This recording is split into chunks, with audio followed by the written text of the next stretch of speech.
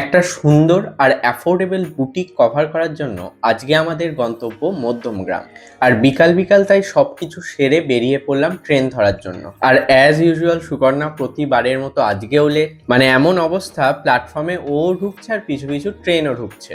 যদিও 4টের এই ট্রেনটায় এতটা ভিড় হবে এটা আমরা কেউই এক্সপেক্ট করিনি। আর মধ্যমগ্রামে নেমে যেটা দেখলাম সেটা সত্যিই কষ্টদায়ক। বেশ কয়েক মাস আগে মধ্যমগ্রাম স্টেশন সংলগ্ন এই এলাকাটা জ্বলে ছাই হয়ে গিয়েছিল, যার চিহ্ন এখনো বর্তমান। যাই হোক, এগুলোকে অতিক্রম করে আমরা ফাইনালি পৌঁছে গিয়েছিলাম দিশানি হাউস অফ ফ্যাশনে। তোমরা যারা মধ্যমগ্রাম বা আশেপাশের অঞ্চলে থাকো তারা কিন্তু একবার হলেও এই বুটিকটা ভিজিট করতে পারো।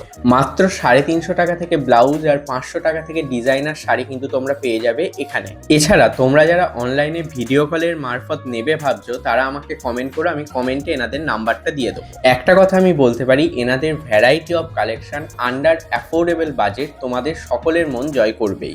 আর এখান থেকে বেরিয়ে আমরা কোথায় গিয়েছিলাম সেটা কি তোমরা গেস করতে পারছো? কমেন্টে জানিও। তাই নেক্সট ভিডিওটা দেখতে হলে চ্যানেলটার সাথে জুড়ে থেকো।